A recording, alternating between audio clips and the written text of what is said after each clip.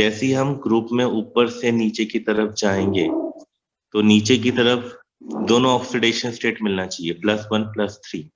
But नीचे की तरफ हमको सिर्फ कौन सा ऑक्सीडेशन स्टेट मिलता है? +1। क्यों? क्योंकि ये 2 इलेक्ट्रॉन तो इनर्ट हो चुके हैं, वो उनको न्यूक्लियस ने अट्रैक्ट कर लिया, फ्री नहीं है बॉन्ड बनाने के लिए, सिर्फ only 1 electron is free for the bond formation. इसलिए नीचे की तरफ आपको कौन सा ऑक्सीडेशन स्टेट मिलेगा? सिर्फ +1 मिलेगा। ठीक है, कभी भी नीचे की तरफ ग्रुप में कौन सा ऑक्सीडेशन स्टेट मिलता है? लोअर वाला। तो अगर मैं ग्रुप 14 में पूछूं, ग्रुप 14 में नीचे की तरफ कौन सा ऑक्सीडेशन स्टेट मिलेगा? +2 +2, वेरी गुड। और ऊपर की तरफ हायर वाला मिलता है, तो ऊपर की तरफ कौन सा मिलेगा? +3। यहाँ पे ऊपर की तरफ कौन सा मिलेगा? +4 मिलेगा। ठीक है, तो this is known as inert pair effect. नीचे की तरफ लोअर वाला क्यों मिला? क्योंकि 2 इलेक्ट्रॉन ने मना कर दिया था कि हम बॉन्ड नहीं बनाएंगे, क्योंकि हमको न्यूक्लियस ने पकड़ लिया है ना। यहाँ पे भी नीचे की तरफ में +2 क्यों मिला? कि 2 इलेक्ट्रॉन यहाँ पे भी थे जो उन्होंने भी मना कर दिया कि नहीं, हम भी बॉन्डिंग में पार्टिसिपेट नहीं करेंगे क्योंकि हमको न्यूक्लियस ने होल्ड कर लिया। तो इस फिनोमेना को क्या बोलते हैं? इनर्ट पेयर इफेक्ट बोलते हैं। ठीक है, तो अब क्वेश्चन कैसे आएगा आपके एग्जाम में इनर्ट पेयर इफेक्ट से? पहला तो क्वेश्चन आ सकता है डिफाइन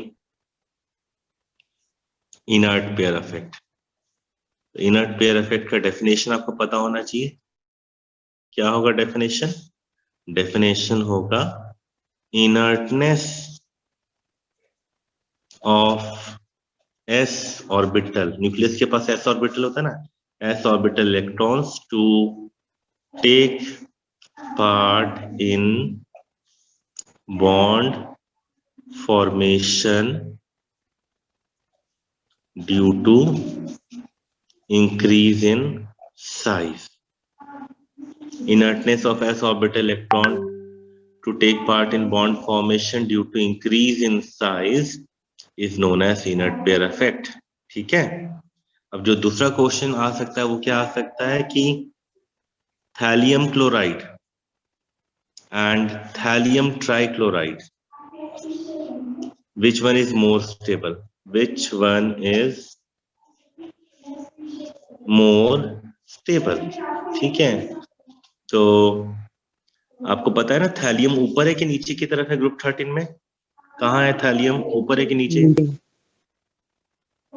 कहाँ है? नीचे सर, नीचे। नीचे, तो नीचे की तरफ कौन सा ऑक्सीडेशन स्टेट डोमिनेंट होता है? हायर वाला कि लोअर वाला? +1 लोअर। हाँ, तो देखिए थैलियम, तो थैलियम क्लोराइड में थैलियम का ऑक्सीडेशन स्टेट क्या होगा? थैलियम है हमारा X, क्लोरीन का होता है -1, तो थैलियम कौन से स्टेट में आ गया? +1। और थैलियम क्लोराइड में फिर से थैलियम है हमारा X, Cl का -1 × 3, -3 = 0, ये कितना हो जाएगा? +3। तो थैलियम क्लोराइड +1 वाला है, थैलियम ट्राइक्लोराइड +3 वाला है। अब बताइए कौन ज्यादा स्टेबल होगा? नीचे की तरफ लोअर ऑक्सीडेशन स्टेट, हाँ +1 हाँ, तो आपका आंसर होगा thallium chloride will be more stable. ठीक है, अगर आपसे मैं रीजन पूछ लूं कि क्यों ज्यादा स्टेबल है, तो आप क्या आंसर देंगे? इन वन वर्ड या वन लाइन में क्या आंसर देंगे? इनर्ट पेयर नहीं, बस इतना ही लिखना है, due to inert pair effect. आया समझ में? इनर्ट पेयर इफेक्ट क्लियर है? Yes sir. अच्छा ठीक है, एक और क्वेश्चन देता हूँ। जो थर्ड क्वेश्चन आने का चांस, देखिए जो क्वेश्चन मैं बता रहा हूँ ना, उनमें से ही 100% क्वेश्चन आएंगे। तो अपने सब दोस्तों को बोलो कि रिवीजन क्लासेस ज्वाइन करें, ताकि केमिस्ट्री में अच्छे से अच्छे मार्क्स स्कोर कर पाए, कोई फेल ना हो। बोल देंगे, मैसेज पास कर देंगे? श्योर ठीक सर। है, ओके। तो थर्ड क्वेश्चन जो है वो है PbCl2 एंड PbCl4 में कौन ज्यादा स्टेबल होगा? PbCl2 में लेड का ऑक्सीडेशन स्टेट क्या आएगा? X - 2 = +2, और इसमें क्या आएगा? X - 4 + 4 आएगा।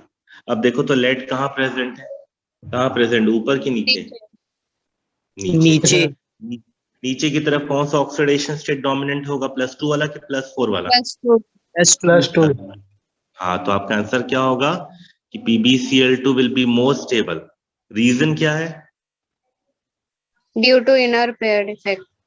या due to inert pair effect. समझ में आ गया? तो सबको पहला टॉपिक क्लियर हो गया, inert pair effect, Yes, Yes, sir. sir. है ना? तो इसमें से आपके एनुअल एग्जाम में पक्का कोई ना कोई क्वेश्चन 3 मार्क का फंसने वाला है। If you want to score 3 mark, be ready with this topic. Is it clear? मैं क्वेश्चन तो नहीं Yes. बताऊंगा क्या फंसने वाला है, बट कोई ना कोई क्वेश्चन पक्का। ठीक है? Yes, sir. तो can I ask again, Yes. What is inert pair effect? Definition क्या होगा? स्क्रीन पे दिख भी रही है, एक बार डेफिनेशन देख के रिपीट मार दो।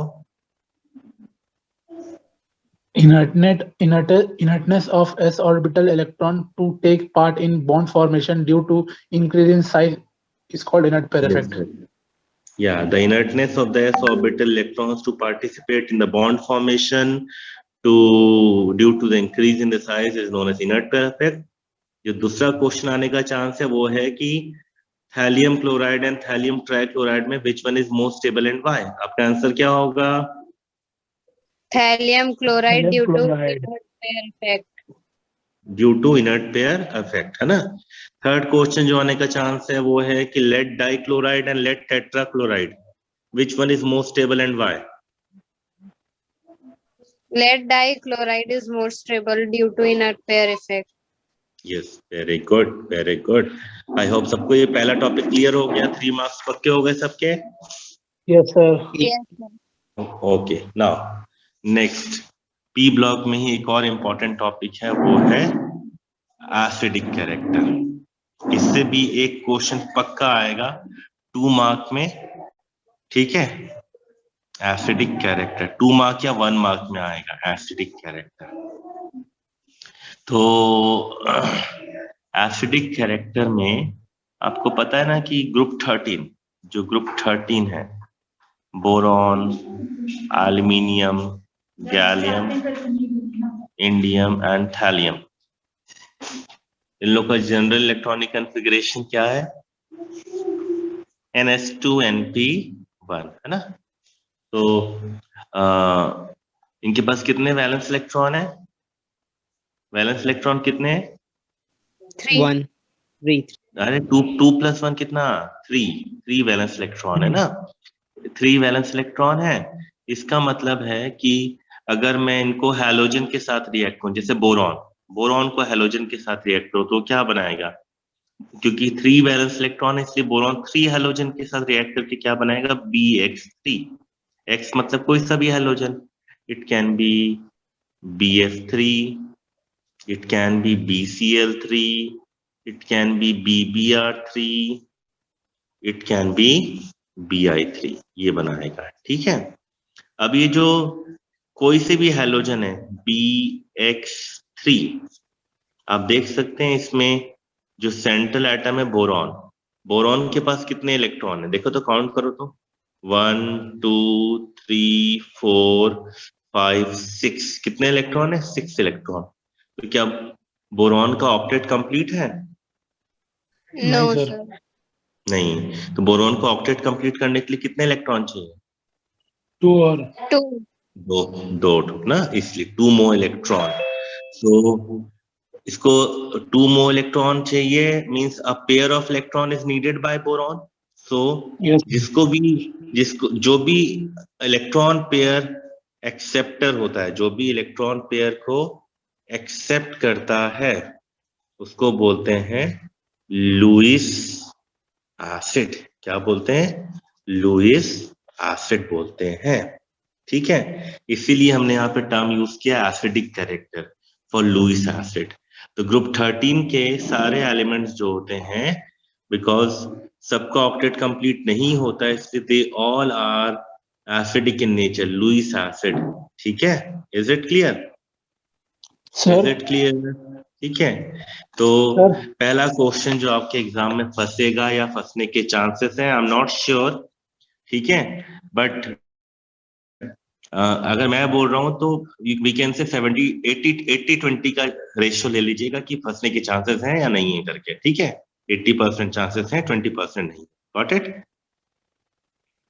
Yes, sir.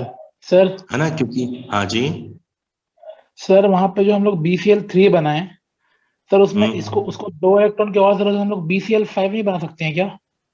नहीं बन सकता, नहीं बन सकता, क्योंकि बोरॉन के पास 3 इलेक्ट्रॉन है, तो BCl5 कैसे बनेगा बच्चा? ठीक है, सर तो दो इलेक्ट्रॉन लोन पेयर में रहेंगे, 2 इलेक्ट्रॉन, लोन पेयर में रहेंगे क्या? फिर अलग से उसको ऑक्टेट तो कंप्लीट करना है उसको। हाँ, तो 2 इलेक्ट्रॉन जो है वो कहीं से बाहर से वो ब्रांड उधार पे लेगा, तभी तो। अच्छा ठीक है, मैं भी ठीक है सर। बताऊंगा कैसे बनेगा, ठीक है, अब बताऊंगा थोड़ी देर में। ठीक है, पहले ये देखिए, चलो आप ही का बात पहले कर देते हैं। जैसे ये आपका BF3 है, BF3, इसको कितने इलेक्ट्रॉन चाहिए ऑक्टेट कंप्लीट करने के लिए? Two. ना, 2 इलेक्ट्रॉन। और हमारे पास एक और कंपाउंड है NH3, NH3, नाइट्रोजन के पास कितने वैलेंस इलेक्ट्रॉन होते हैं? 5, 1 2 3 4 5। ठीक है, तो आपको दिख रहा है यहाँ पे ये लोन पेयर एक्स्ट्रा पड़ा हुआ है, तो ये लोन पेयर को डोनेट कर सकता है। तो जो भी लोन पेयर को डोनेट कर सकता है उसको क्या बोलते हैं हम लोग? लुईस बेस बोलते हैं। ठीक है, और जो लोन पेयर को एक्सेप्ट कर सकता है उसको हम लोग क्या बोलते हैं? लुईस एसिड, है ना। तो ये लोन पेयर क्या करेगा? नाइट्रोजन बोरोन को डोनेट करेगा, ऐसे एरो बनेगा कि नाइट्रोजन ने अपना लोन पेयर बोरोन को डोनेट किया, although lone pair originally belongs to the nitrogen atom. ये डोनर है, ये एक्सेप्टर है। तो इस तरीके से बोरोन का ऑक्टेट कंप्लीट होता है, कहीं से बाहर से उधार लेके। ठीक है बच्चा, आप समझ में आ गया? Yes sir.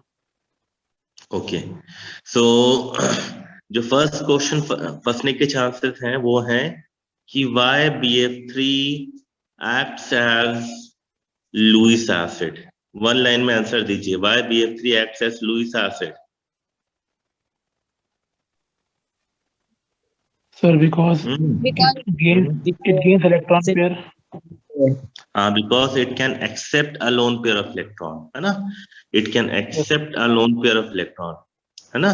क्योंकि लुईस एसिड का डेफिनेशन क्या था? Electron pair acceptor is Lewis acid. तो अगर आपसे पूछ रहा है कि BF3 is a Lewis acid, तो आपका आंसर क्या होना चाहिए? Because it can accept a lone pair of electron. Is it clear? Yes sir. सुन लिया? वन लाइन में एकदम टू द पॉइंट आंसर लिखना है। केमिस्ट्री में ज्यादा बकवास नहीं चाहिए, टू द पॉइंट लिखिए, फुल मार्क लेके जाइए, है ना। तो BF3 acts as a Lewis acid. Again, repeat the answer. it accepts a lone pair electron. Yeah, it accepts a lone pair of electron. Now, next thing. अब ये जो BF3 है, इसमें सेंट्रल एटम कौन है? Boron. Boron. बोरॉन। बोरॉन का atomic number क्या है? 5, है ना। 5. कॉन्फ़िगरेशन क्या है? कॉन्फ़िगरेशन क्या है? Helium 2s2 2p1। ठीक है, तो 2s2 और 2p1 ऐसा बनाते हैं ना ऑर्बिटल। Yes ठीक sir. है, ये Yes sir. ग्राउंड स्टेट में। अब अपन चलते हैं एक्साइटेड स्टेट में। ये एक इलेक्ट्रॉन एक्साइट होकर यहाँ पहुंचेगा। ठीक है, क्या बनेगा? 2s1 2p2 ऐसा बन जाएगा। अब देखो, आपको दिख रहा है ये बोरॉन के पास ये एक बॉक्स पूरा खाली पड़ा हुआ है, दिख रहा है? Yes sir. है ना। Yes. इसको क्या बोलते हैं? इसको क्या बोलते हैं? Vacant p orbital. ठीक है, वैकेंट p ऑर्बिटल बोलते हैं।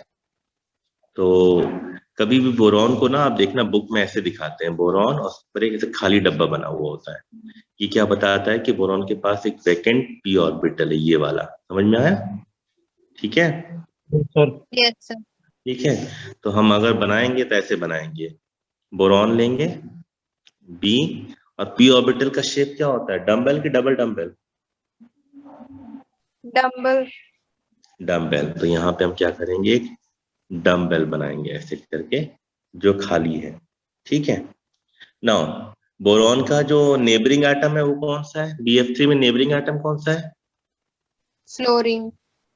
फ्लोरीन। ठीक है, तो फ्लोरीन की बात करते हैं। फ्लोरीन का कॉन्फ़िगरेशन क्या होता है? Helium 2s2 2p5। ठीक है, 2s2 2p5।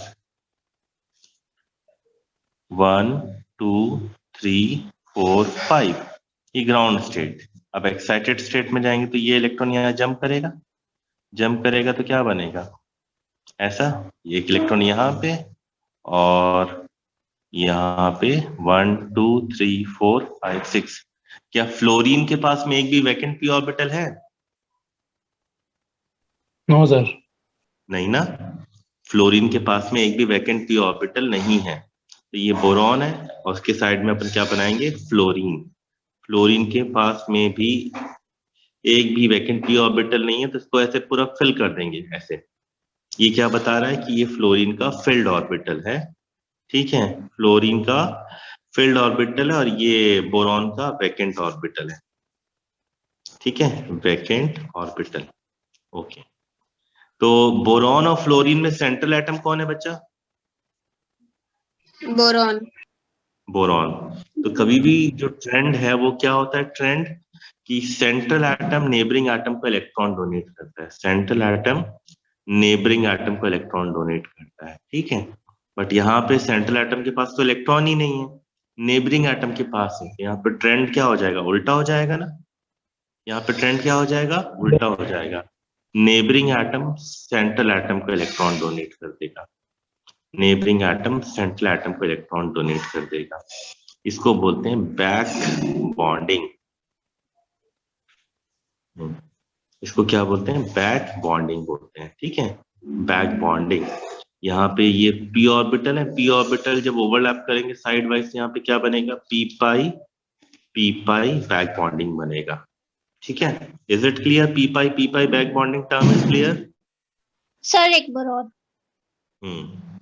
कभी भी कंसेप्ट क्या है, सेंट्रल एटम क्या होता है, नेबरिंग एटम को इलेक्ट्रॉन डोनेट करता है, बट यहाँ पे उल्टा हो रहा है, नेबरिंग एटम सेंट्रल एटम को इलेक्ट्रॉन डोनेट कर रहा है। हम यहाँ पे क्या वर्ड यूज करते हैं, बैक बॉन्डिंग, ठीक है। और दूसरी चीज, ये दोनों साइड वाइज ओवरलैप करेंगे तो कौन सा बॉन्ड बनेगा, सिग्मा बॉन्ड की पाई बॉन्ड, पाई बॉन्ड बनता है। तो इसलिए ये भी पी ऑर्बिटल है, ये भी पी ऑर्बिटल है, तो हम क्या बोलेंगे, पी पाई बैक बॉन्डिंग बोलते हैं, ठीक है।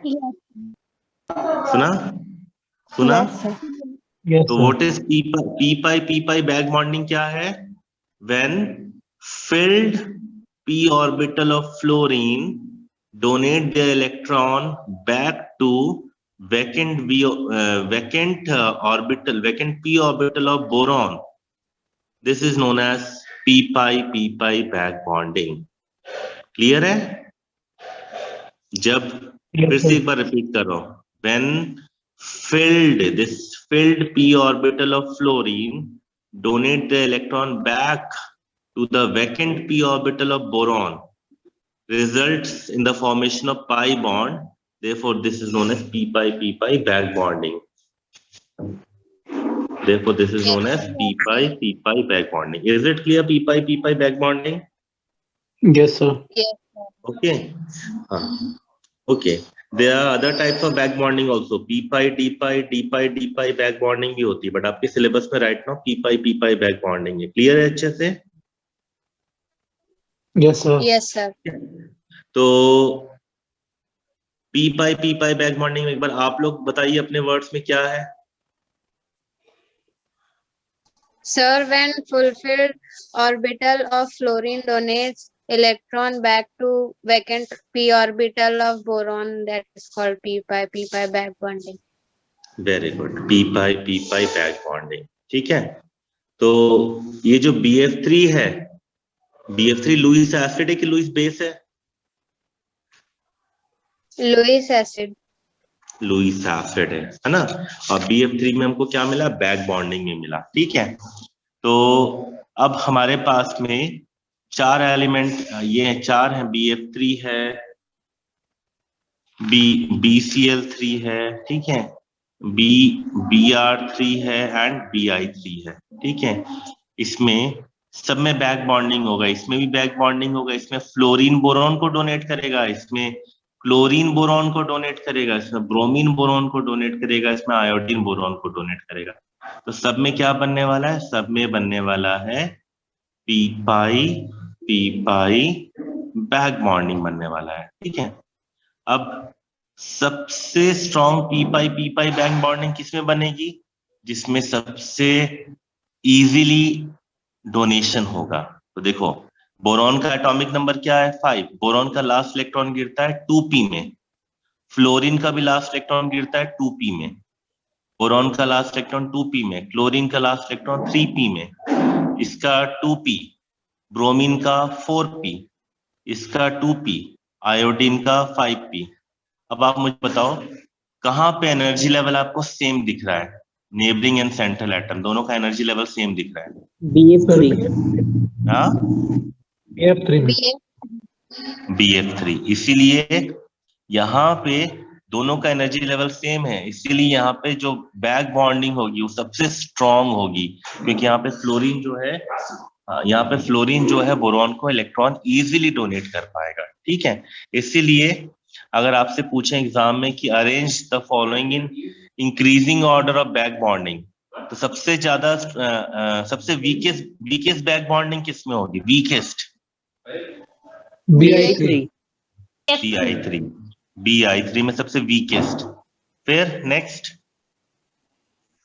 BBR3 BBR3, very good. Next BCl3 BCl3 and next BF3 BF3। ठीक है, so this is the order of increasing order of back bonding। ठीक है, अब दूसरा, अगर मैं इस क्वेश्चन को रिवर्स करके पूछूं, क्योंकि सबके पास आपको दिख रहा है ना, सबके पास BF3 के पास भी 6 इलेक्ट्रॉन है, इसके पास भी 6 इलेक्ट्रॉन है, इसके पास भी 6 इलेक्ट्रॉन है, इसके पास भी 6 इलेक्ट्रॉन है, मतलब सबको एक लोन पेयर चाहिए। और अगर सबको एक लोन पेयर चाहिए मतलब सबके सब लुईस एसिड है। ठीक है, तो which one is more acidic in nature, वो भी हमको पता लगाना है। तो मोर एसिडिक कौन सा होगा? जो सबसे पहले एक लोन पेयर ले लेगा। सबसे पहले लोन पेयर कौन लेगा? सबसे पहले लोन पेयर कौन लेगा? जिसका थोड़ा सा ऑर्बिटल वैकेंट पड़ा हुआ होगा ना, वही ले पाएगा। तो आप देखो BF3 में तो बोरॉन को फ्लोरीन ने पटाख से अपने इलेक्ट्रॉन दे दिए थे, है ना? क्यों? क्योंकि ये भी 2p था या ये भी 2p था। जबकि BI3 में क्या हुआ? BI3 में ये जो आयोडीन का p ऑर्बिटल है, ये जो आयोडीन का इलेक्ट्रॉन है वो ये 2p से 5p यहां से यहां जाने में डिफिकल्टी दिखाएगा। तो कहां पे बोरॉन अच्छे से स्ट्रांगली फिल्ड हो जाएगा? BF3 BF3 में। तो अगर बाहर से बाहर से 2 इलेक्ट्रॉन आएंगे तो वही 2 इलेक्ट्रॉन एक्सेप्ट करेगा ना जिसका पेट खाली होगा, जिसके पास जगह होगी। यहाँ पे किसके पास स्पेस है जो 2 इलेक्ट्रॉन एक्सेप्ट कर पाए? BI3 के पास। हाँ, BI3 yes, very good, BI3 के पास में, है ना? इसलिए यहाँ पे लुईस एसिड में सबसे स्ट्रांगली एसिडिक कैरेक्टर किसके पास होगा? BI3 के पास। BI3 के बाद नेक्स्ट नंबर किसका आएगा? BR3, है ना? सॉरी मैं उल्टा अरेंज कर रहा हूँ। BI3 will be the strongly acidic, then BBR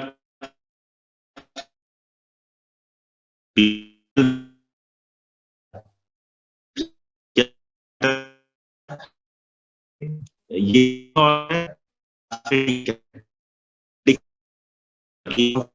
bonding. तो आपसे को में आने की चाहते हैं, इन दोनों में से क्या आएगा?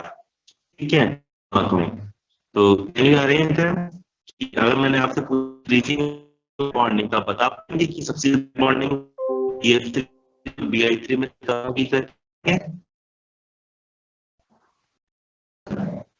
Reason same energy level. और एसिडिक का सबसे ज्यादा किसका होगा? BI3 का, क्योंकि BI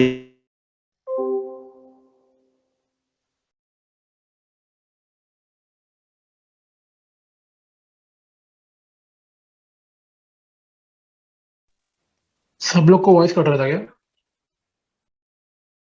हाँ सर का स्क्रीन बंद हो।